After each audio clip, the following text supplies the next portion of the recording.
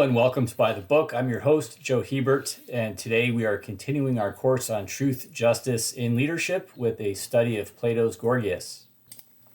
So just a brief recap. Gorgias is a rhetorician. He teaches the art of rhetoric, and Socrates approaches him to ask, what is the power of rhetoric? His answer is that with rhetoric, you can persuade anyone of anything without having knowledge of the subject. And Socrates delicately at first, raises a criticism that there's something unjust about this. And Gorgias flip-flops on this until his student Polus chimes in and says, okay, Gorgias is embarrassed to admit this, but the whole point of studying rhetoric is to commit injustice because it's actually good to commit injustice. That's how you can get power and wealth and all these kinds of things. Polus is an admirer of tyrants. For him, the ideal life would be to be a tyrant, and a rhetorician is, somewhere in that direction of able to use the power of rhetoric to sway perhaps a courtroom or an assembly to make things happen the way he wants to, and use that as leverage to get what he desires in life. So there's this at this point, very openly Machiavellian kind of thesis that's coming out of Gorgias and his students. Gorgias does not confirm or deny, but clearly is not able to deny that this is what he is actually teaching. So there's a couple of phases of Socrates' refutation of Polus that we looked at. In phase one, the main point was simply that Socrates analyzes what is meant by power, and he shows something that Polus hadn't thought about, which is that if something is bad for us, then getting it cannot be what we really want, and therefore getting what we want is not true power. What we truly, truly want is what's actually good. And so if we simply have the power to get things without knowing whether they're good or not, we could be hurting ourselves by what we get, and that's not really power. The next point in his refutation of Polus is that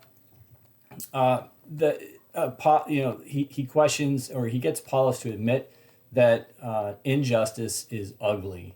Sure, it may be useful, but it's not very pretty. It's not nice to look at. That's why we hide our injustices. But Socrates says, well, don't you actually think that beauty is a good thing? And if beauty is a good thing and injustice is ugly, then isn't it bad? And it's not an abstract argument because, as we see, what it means is that by committing injustices, I'm rendering myself ugly to myself. I make myself repulsive to myself. And so it's undermining the thing that we truly want, and that's what brings this whole refutation together. What we truly want is happiness, and we can't be happy if we are repulsed by ourselves.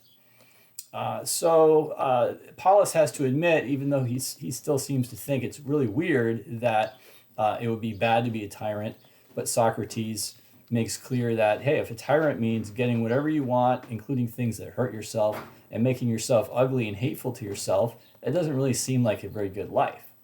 Okay, so Callicles now interrupts, and Callicles is saying, well, you defeated Polus by a trick.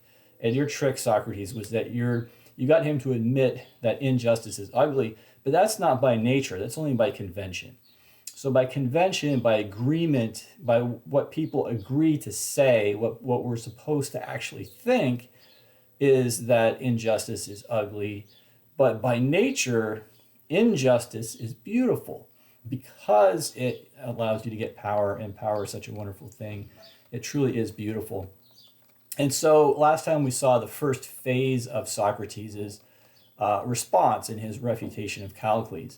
And the first phase was he simply probes Callicles on what he means by superiority, because Callicles' argument rests on the concept of superiority. Injustice is beautiful because it's the means by which superior human beings get their dominance over others. But what does he mean by superior? He initially assumes that superiority is strength, might makes right, or in this case, might makes wrong, but wrong is good because it's strong, or something like that is his hypothesis. And Socrates says, well, according to your own hypothesis, then these masses of ignorant people that you're blaming because they praise justice rather than injustice, they're actually stronger than you. They outnumber you. And you're saying, you're complaining, you're kind of whining, and they've distorted things by saying that justice is good. Really, injustice is good, and it's kind of no fair that they're messing things up like this. This is one of the one of the angles of Socrates' criticism. He's pointing out there's a real self-contradiction there of beating your chest and saying I'm stronger, and then complaining that the strong are being kept down by the weak. Right? It's like, well, that means the weak are stronger than the strong. So how are you defining strength in the first place, right? Well, the whole thing is collapsing on Callicles right from the beginning. And so what Callicles does initially is to say, oh, no, I didn't mean strong like in muscular strength. I didn't mean strong like in outnumbering, because, yeah, you can be physically strong and really be, nothing special. You can outnumber, and you could be a bunch of idiots outnumbering, the superior people. So Socrates, well, what do you mean by superiority? And this is where we left off. And Callicles, his response at this point is the intelligent, the smart, those who really know what's going on. And so we're gonna dip in here. We're gonna see how Socrates, responds to this, and where the next phase of this argument is going to go. Remembering that, as we had said, Callicles, because he is the most shameless, and he is the one who will give Socrates the hardest time, and he'll be willing to say almost anything to try to refute Socrates, is actually going to end up giving Socrates better proof, better evidence of his own perspective. Because if he can show that even this guy who's willing to say anything in defense of injustice cannot come up with anything that actually makes sense, then it actually appears that the whole idea of pursuing injustice is incoherent and unwise, which is the ultimate point Socrates is going to make. So we begin here with Socrates summarizing what Callicles is trying to say. And of course, he's going to tear it to pieces, but Socrates always emphasizes he doesn't want to use tricks to win the argument. He wants to really understand what Callicles is really trying to say, and then show that it doesn't really make sense. So he says, therefore, by your speech, and this could also be by your reason, by your reasoning, by your argument, one person who's smart is often greater than tens of thousands who aren't. So again, superiority is not in numbers, it's not in physical strength. And it's right for that person, the smart person, to rule and the others to be ruled, and for the ruler to have more than those he rules. And this, as we're going to see, this will be the focus in the next phase, to have more. What does it mean to have more? Callicles is assuming that having more is really the goal of life. So ultimately, as he flounders around with different definitions of superiority, what remains, fixed for him is that the superior have more, or they should have more. Their superiority is either something that actually gets them more, or it should get them more. That he's not perfectly consistent about that part of it. But getting more, he always knows that that's of course that's what you want, is getting more, right? Acquiring what you desire, that the Machiavellian formula, this is precisely what we're going to see in Callicles, that getting what you desire and getting more of what you desire is the good life. And so at this point he's saying, well, it's the smart, the intelligent who have that capacity, and they're the ones who by nature should have more because they're the superior. Because that's what it seems to me you want to say, Socrates says, and I'm not catching at your phrasing. So that this isn't about, some kind of rhetorical trick on his part. Say, I want to know what you really, really think so we can look at and see if it makes sense. If the one person is greater than the tens of thousands, Callicles says that's exactly what I'm saying, because I should think that's the thing that's just by nature for the one who's superior and smarter to be the ruler and to have more than the inferior people. So it's not a trick. This is what Callicles really believes, clearly. What's Socrates going to do with this? Hold it right there, Socrates says. What in the world do you mean now? If many of us are congregated in the same place as we are now, and a lot of food and drink belongs to us in common, so we're at a dinner party, a buffet, or something like that. But we're people of all sorts, some strong, some weak. He's talking physically here. There's some big people, some little people, some muscular, some not so muscular people at this buffet. And one of us is smarter about these matters since he's a doctor. So we're talking about a doctor here in terms of, let's say, somebody who understands nutrition. They understand what is beneficial to eat, and they're an expert in that. While he, as is likely, is stronger than some and weaker than others physically. The doctor who knows nutrition is, let's say in the middle. He's not the biggest or smallest, the strongest or the weakest person in the room. Does anything else follow than that he, the doctor, being smarter than we are, will be superior and greater on these matters? So if intelligence is what makes us superior, this is how Socrates is probing this. Intelligence about what? He picks an example. Intelligence about eating and nutrition. So in this scenario, we've got a variety of people. We've got food in front of them. The question is, who's going to eat what, right? Who's going to have what on their plate? And he said, well, who knows best in the room? Who understands best what would be most suitable for each person to eat? Let's say there's one person in the room who has that expertise beyond anybody else. And Callicles says, well, of course, yeah, such a person would, in this case, be the most intelligent person, would be the one who's most intelligent on the relevant question, which everybody's asking, what should I eat at the moment? Well, what happens on this hypothesis of the most intelligent person about food? Socrates says, then does he have to get more of that food than we do because he's superior? Think about this. All these people in the room, big, little, strong, weak, and the doctor's somewhere in the middle there, and let's say we're going to ask his advice, what should everybody eat?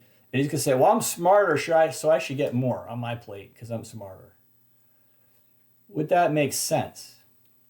And of course, just asking that question, obviously not. Obviously, that makes no sense. So immediately Socrates goes into the second option. Should he hand it all out by virtue of ruling, but in the consumption and use of it, not take an excess of it into his own body if he doesn't want to pay the penalty for that, but get more than some people and less than others? So notice that Socrates has agreed with Callicles on a really important point, which is that the more intelligent person should rule by nature. That is, whoever understands what is good or harmful, who has the best understanding of that, is the person by nature suited to rule and make the decisions. So the ideal situation here is if everybody's at that buffet, that the person who has the best understanding of food and nutrition would determine how much and of what each person is going to eat. But the second part of it, and he should get more, Socrates says that's ridiculous, precisely because he's knowledgeable, because he's intelligent, he would realize that it would be harmful for him to eat more than the giant muscular guy standing next to him. Right? This guy needs to eat more, but the doctor doesn't need to eat that much, and it's not going to be beneficial for him to do that. And it's not just an accidental thing. It is precisely because he has greater knowledge that he is less inclined to go for more. And Socrates concludes, and if by chance he's the weakest of all, so if we vary this up a little bit and say, well, the smallest person in the room is the doctor, turns out that the superior person, the more intelligent person, will have the least, because he's going to realize that's better for me to have less food than these other people. It would hurt me to have more. Isn't that how it is, good fellow? So Callicles cannot deny, in this example, he can't deny this. This is obvious. So but he's not ready to concede the argument. And clearly he doesn't know how to respond to this argument. So he tries to buy some time and change the subject, or he just gets nasty with Socrates. He says, you're talking food and drink and doctors and nonsense. That's not what I mean. And we're going to skip over, but Socrates goes through a number of other examples. And they're all concrete, practical examples. And it always comes to the same point, is that knowledge goes along with moderation.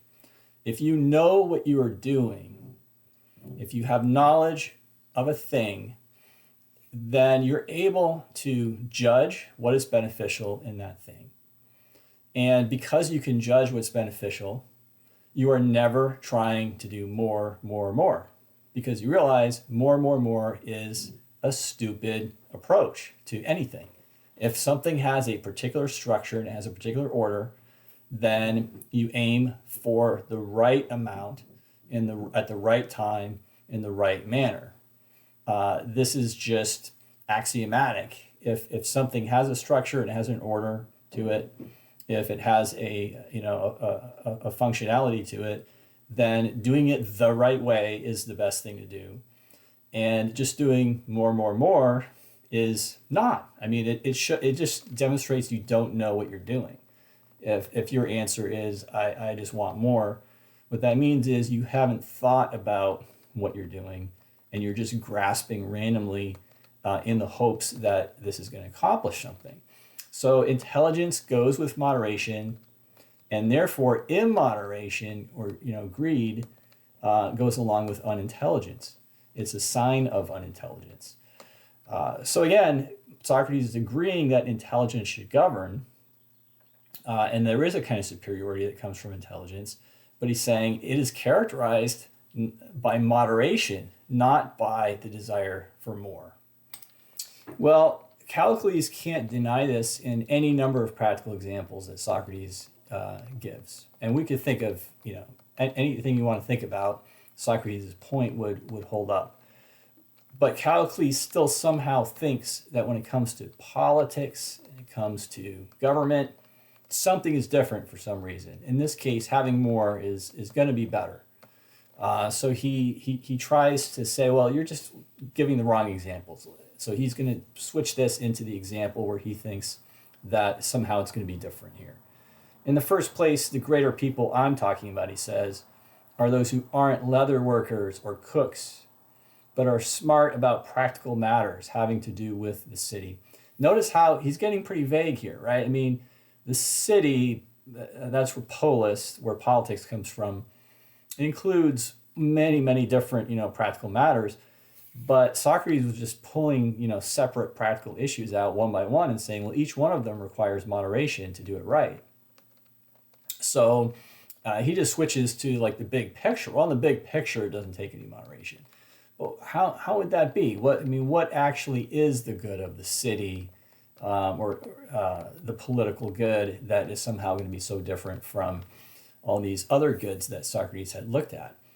The things doing with the city about the way they might be well managed, and they're not only smart but also manly, capable of accomplishing what they intend and not getting faint-hearted on account of softness in the soul. So he's bringing courage into the picture. So previously he had said it's strength, and Socrates says, well, you don't just mean like raw strength. Oh no, I mean intelligence. And now that he sees that intelligence didn't really work for him too well as a model, he says, I mean intelligence and courage. So Socrates is going to call him out on the fact that he can't quite make up his mind what it is that makes somebody superior. But again, he's still fixated on the idea that the superior somehow should have more. They should rule and they should have more.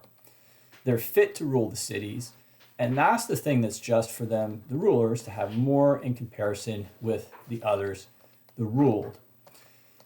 So I think it's interesting that in a certain sense, Socrates might agree with this. We've already seen that Socrates agreed that those who are most intelligent and understand the most should really be in charge of something.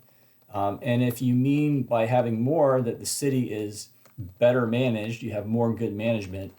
If you mean by having more that they have more authority to judge, the better they understand something, they have more input over it, then in that sense, Socrates has already perhaps accepted this. But in the context, that's clearly not what Callicles is getting at, right? He is in admiration of tyrants who aren't running the city well. That's not what makes somebody a tyrant, because he's so good at running the city. The tyrant is somebody who's so good at squeezing, the city and or conquering other, cities and squeezing them to get the stuff that he wants for himself and to have more, wealth and more pleasure and more entertainment and all those kinds of things. So this is what Callicles is clearly meaning with his example, and where Socrates is going to press him on how is that superiority, basically. How are you defining that as superiority? So if Callicles said, well, they should have more power, they should have more power. Again, in a certain sense, Socrates would agree with that, but he tests Callicles to see, well, do you mean that in the way that I might agree with, or do you mean it in a different way? Here's how he makes that distinction. He says, what about in comparison with themselves, my friend? And not surprisingly, Callicles has no idea what he's talking about. What do you mean comparison with themselves? What compare the superior people, superior compared to themselves? What does that mean? And Socrates says, rulers or ruled? And Callicles still doesn't get what he's talking about. Are they rulers or ruled compared to themselves? What is this gibberish? And Socrates explains, I'm talking about each one himself ruling over himself. Or is there no need for that, for the one to rule oneself, just to rule others? So this is where they're going to part ways, right? Socrates might agree that it might be good for somebody to have more power, more authority, if they're smarter, and if they also rule over themselves. If they have self-governance, then they might be better fit to govern others after they govern themselves. But Callicles clearly doesn't even have a concept of self-governance, and as soon as Socrates brings this up, he's going to reject it. So initially, he's just confused. Says, what do you mean someone's ruling himself? What does that even mean, Socrates? And Socrates is nothing elaborate, just what most people do, being moderate and in control of oneself, ruling over the pleasures and desires in oneself. So he's going back to what he had said before. Socrates is not giving up on the fact that intelligence means moderation. If I know what's good and I understand what's good, I'm going to aim at what is good. I'm not going to aim at more than what's good. It literally makes no sense. So if somebody is really worthy to rule, like Callicles is saying, and they have the intelligence and the courage, sure, it's going to take courage, right? But what else does it need? It takes moderation. Why is that? Because Socrates has already established that immoderation is unintelligence. So somebody without moderation is not actually intelligent, is not actually fit to rule. So the test to see if somebody is fit to rule others would be, do they first govern themselves? Do they actually moderate their own desires in accordance with what is good? If not, how are they going to steer entire cities towards what is good, right? But Callicles is not having this. He says, how droll you are. Yeah, this is just another silly, trick that up your sleeve, Socrates. By moderate people, you're talking about stupid ones. So he has not accepted the point, even though Socrates gave numerous concrete examples. Callicles has not accepted the point that intelligence goes with moderation, and vice versa, that immoderation is a sign of unintelligence. So Callicles' response is going to be that a superior person not only does not govern himself, but he can't be governed by anybody.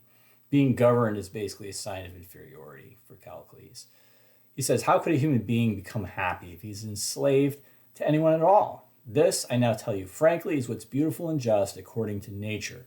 That someone who's going to live rightly needs to let his own desires be the greatest possible and not discipline them, but be up to the task of ministering to them when they're the greatest they can be, by being manly and smart and always providing satisfaction of whatever the desire happens to be for.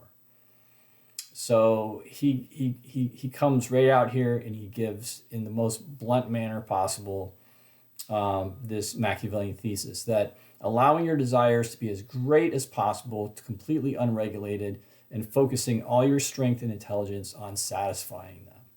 That is the formula of a good life. Having maximum desires and maximum satisfaction of those desires. Precisely the opposite of what Socrates has described as intelligence, which again always has to aim at some particular mark. He's saying, nope, intelligence is in the service of the unlimited satisfaction of unlimited desires. But I imagine this isn't possible for most people, which is why they censure people of that sort out of shame to cover up their own powerlessness. So this is why he was making that whole distinction between nature and convention, because he thinks that the whole idea that justice is good is just part of an artificial attempt to suppress the strong, the smart, the manly, and to try to prevent them from realizing their potential to dominate over others, to have unrestrained desires, and to satisfy them to the max. So Socrates and Callicles are total loggerheads here. And you might think Socrates is going to get frustrated at some point with Callicles and say, my goodness, you're hopeless. You're a hopeless case. But look at the way Socrates handles him. First of all, he compliments him for his, you might say, pigheadedness, but he says the frank way you go through things in your speech is certainly not lacking nobility.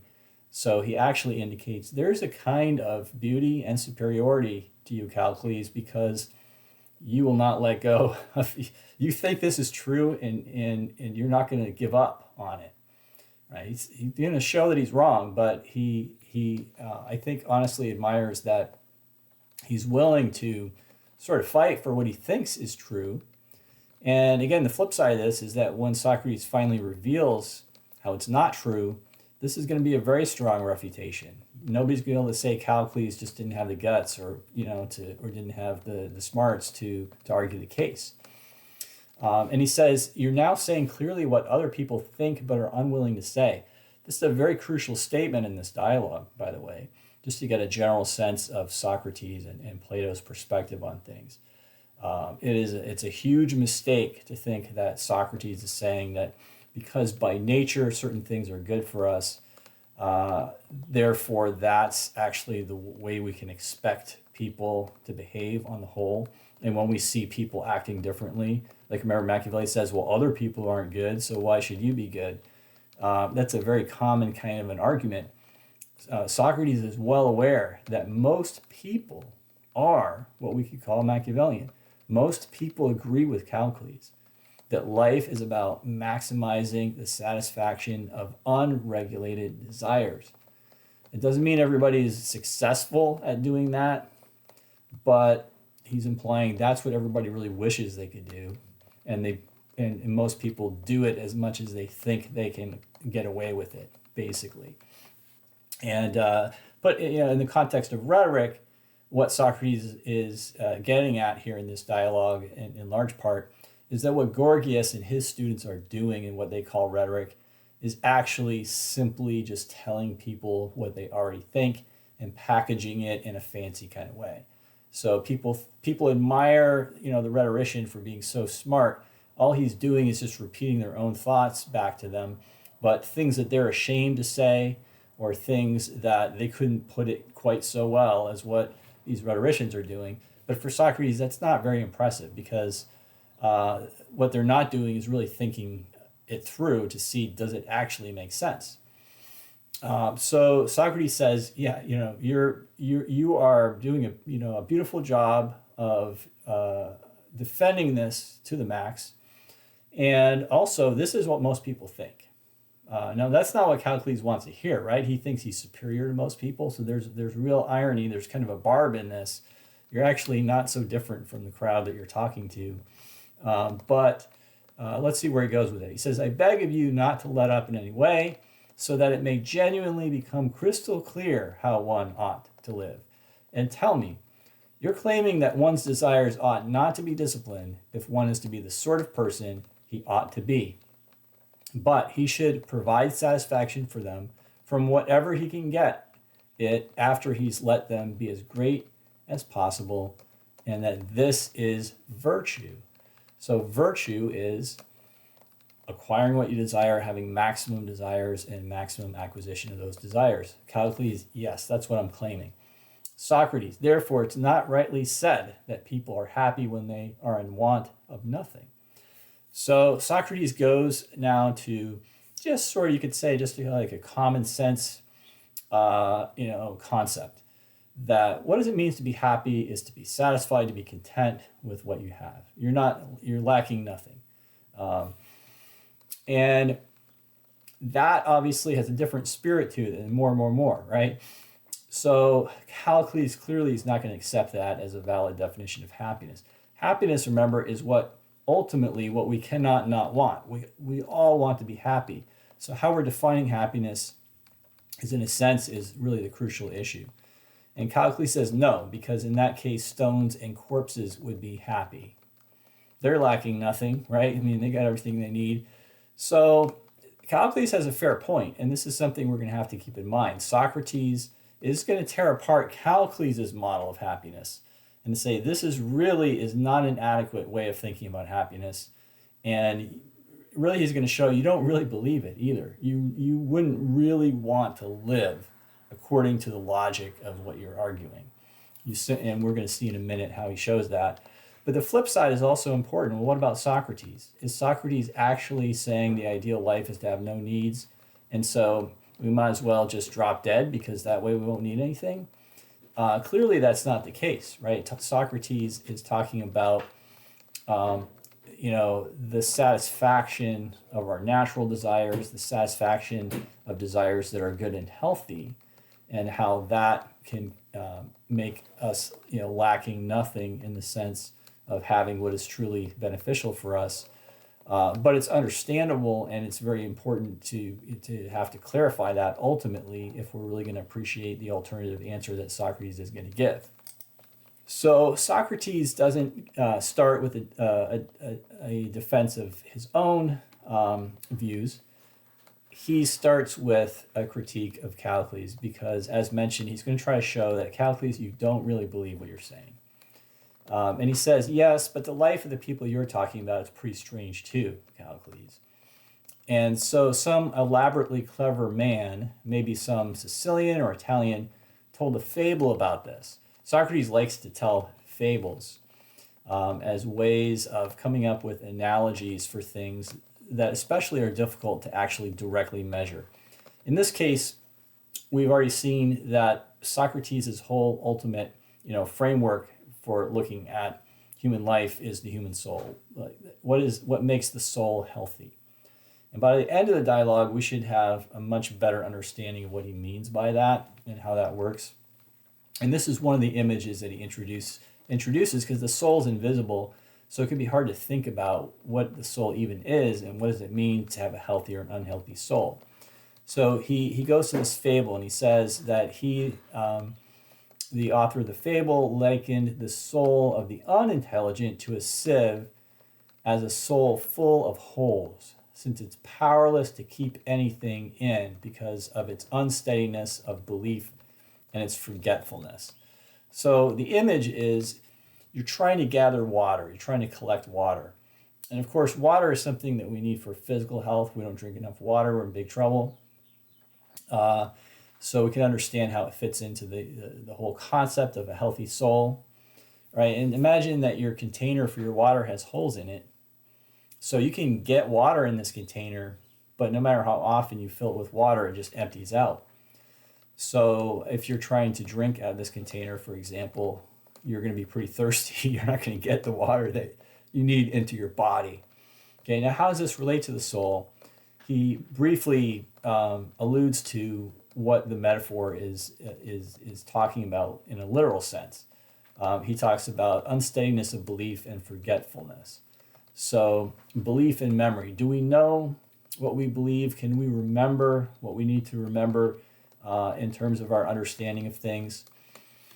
So the soul is the seat of intelligence. Is also the seat of passion, but for now we're kind of focused on the intelligence part of it. So can we develop and maintain a sound understanding of things? If so, he would say that is a soul that is like a vessel that holds water. Whereas if we're constantly forgetting, we don't know what we believe, we're jumping around. And notice that's kind of what's happening with Callicles, right? He can't exactly define what he means by superiority. He has such a hard time pinning down his own thoughts. And Socrates says that's like a leaky vessel and you're trying to collect water, but you just can't do it. And while these things are getting on for being fairly absurd, they make clear what I want to get across to you in any way I possibly can. So he says, you might think it's silly to keep using all the examples. I'm talking about shoemakers, I'm talking about leaky sieves. You think that I'm just being silly. But he's like, I'm just trying to find ways to get through to you, Callicles, to persuade you to change course.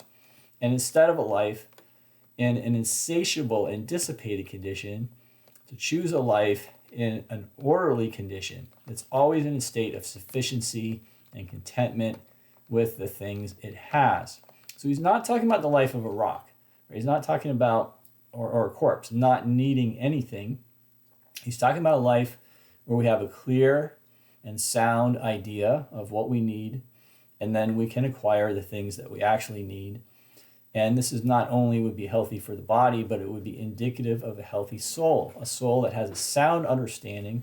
It knows what is good. It desires what is good. It's able to therefore acquire and do what is good and to achieve actual satisfaction. And he says, by contrast, the soul that is always grasping for more and more and more is like the soul that basically doesn't know what it's doing. It doesn't understand what is up or down. And it's just leaking. And so it keeps trying to feed itself. It keeps trying to fill itself. But there's no point and purpose to that. It's never actually achieving anything. And he calls that insatiable and dissipated. Those are obviously pejorative terms. They're terms that indicate the sort of natural repulsion that we have towards this kind of fruitless, pointless expenditure of energy where we're constantly scurrying around, but we're not actually accomplishing anything. But Callicles is stubborn. He says, you're not persuading me, Socrates, because there's no longer any pleasure at all for the person who's filled up. And that's what I was just now saying is living like a stone, when one has been filled and isn't feeling any more joy or pain. But living pleasantly consists in this, and having the greatest possible amount flowing in. So it's important again to notice that, his continual accusation that you're going to just be lifeless is very important, because we can, if we're reacting against, a Callicles type person, and we're saying, oh, you have to govern yourself, you have to restrain yourself, it definitely is possible that we can take this to an excess of repressing passions, repressing desires, and just coming to the false conclusion that not having desires and not pursuing desires is the ideal. And we probably couldn't literally get to the point of being like a rock, but we might be moving in that direction. And it's important to see that it is not what Socrates is getting at, right? Socrates is getting at actual virtue, excellence, is actually understanding what is good and desiring what is good and doing what's good. But it brings about a satisfaction, not because it's lifeless and motionless, but because it's aiming. It's like, hitting the target with, say, a bow and arrow. It's not lifeless. There's motion, there's activity, but if you're really good at hitting that, there's going to be this grace and elegance and satisfaction to it. If you're not good, the arrows are going to be flying in all different directions. And it's like saying, oh, that's more exciting because you don't know which way the arrow is going to go. That makes it more interesting. That's kind of how Socrates is looking at Callicles. Like, why do you think this is a better life, Callicles? It's just a random life. It's not going anywhere. But how's he going to demonstrate that? He says, well, isn't it a necessity if there's a lot flowing in for there also to be a lot that's running out and for there to be some big holes for the outflows? Callicles says, of course. And Socrates says, then you're talking now about some sort of life of a plover instead of a life of a corpse or a stone. Now the reference here is to a bird that stands on the shore of a body of water and is eating and excreting at the same time. Okay, so he starts with just a little bit of a silly, image. Of course, Callicles thinks that Socrates is always just being silly with these things. But as we'll see, Socrates is going to ramp this up, and he's going to use this series of examples to show Callicles that he could not really believe that this is an image of the good life. So Callicles, is being stubborn, and he keeps saying, "You can compare me to a bird that's, eating and excreting at the same time. You can do whatever you want. I'm not going to give up, Socrates. This obviously is a better life if you're just pursuing more desires and achieve, satisfying more desires. It's just better that way. Period." And Socrates says, "Great, you superlative fellow. Now go on to the end in just the way you've begun, and don't be ashamed. And it looks like I'd better not hold back out of shame either." So this is a serious warning, because Socrates is going to say, look, if you're not going to be ashamed of anything, I'm going to give more and more shameful examples to you and test you out on that and see, are you going to be willing to actually praise shameful things in support of your thesis. First of all, then, tell me whether someone who has an itch and wants to rub it and be uninhibited in his rubbing and spend his life rubbing away at it is living happily. So he's actually starting pretty mild, but he says, do you want to say the happy life is just scratching an itch? In other words, happiness is just maximizing satisfaction of desires, just maximizing pleasure. So any random way you can get pleasure, and if you can just keep going for this pleasure, that's the good life. And it doesn't matter how, purposeless or base or ugly it is. Remember, because Paulus was just willing to admit it's ugly. No, it's beautiful to be unjust and to get things. And so Socrates just starts bringing out all these examples. Like, is this what you call beautiful, Callicles? So just imagine that you spend your life scratching itches, and that's all you do with your life. And Callicles says, how outrageous you are, Socrates, an absolute demagogue. So he's saying, you can't. This is not a serious argument you're making, Socrates. You're just trying all kinds of tricks to distract the crowd. Basically, you're just trying to embarrass me with these ridiculous examples. And Socrates says, well, sure, Callicles, I shocked Paulus and Gorgias and made them ashamed, but you won't be shocked and you won't be ashamed because you're manly, so just answer. So in other words, he's saying it's your logic, right? Your logic is maximizing desires is the good life. I'm just testing it out to see if you really believe that. Because clearly Callicles, just like Paulus, thinks that there's something admirable about the tyrant. There's something admirable about this superior person who gets his way all the time. But they think what makes it admirable is just getting what you want. And so Socrates is going to give him all the examples of people who are getting what they want that you do not actually admire. You could be looking at this person getting what he wants and not thinking, oh, what an amazing person. I want to be like that. And the first one is just the guy scratching an itch all day. So it's a serious question. Do you admire that? If not, then how are you explaining your admiration for people based on their satisfying their desires? How is that an admirable thing, per se? Right? And Callicles says, well, I claim that even the person who's rubbing himself would be living pleasantly. So he thinks he's going to solve it just by saying, fine, I will just go along and praise, itch scratchers. If that's what I have to do to get you off my back, then I'll say, fine. I do admire those people. They're actually living a good life by doing that. And if pleasantly, then happily too. And Callicles says, of course. Now, I'm not going to go through all the examples that Socrates uses. You can look at it for yourself. He gets pretty ugly, okay? If we were to update this a little bit, for contemporary times, and be a little provocative, maybe we could say, do you, admire the druggie, the person who's just, getting high all the time, and that's what their life is all about, as long as they can keep on getting it and they can keep it going. Is that what you admire? Do you admire the couch potato, the person who's just going to flip channels all day long? But hey, that's what he wants. That's keeping him entertained. Do you, fill in the blank, right? Do you admire people for just getting what they desire? And no matter what it is, as long as they can keep satisfying desires, they're going to do it. Is that generally the kind of person that you want to emulate and you consider that person to be superior and you want to be like them? And Callicles can, sort of pretend that just for the sake of argument, he can pretend that he does, but it's getting harder and harder for him to maintain that pretense.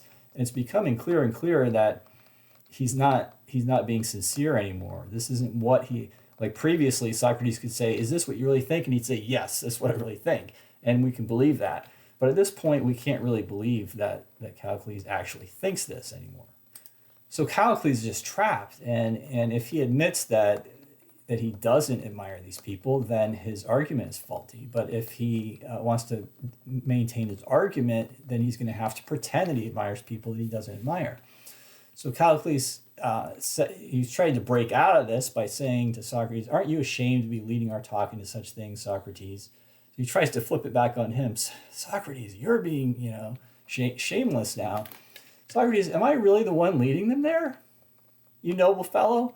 Or is it the person who's claiming in this unrestrained way that people who have pleasure, however they have pleasure, are happy? And it doesn't distinguish which sorts of pleasure are good and bad. So it's your own fault, Callicles. You're claiming that this is what happiness is.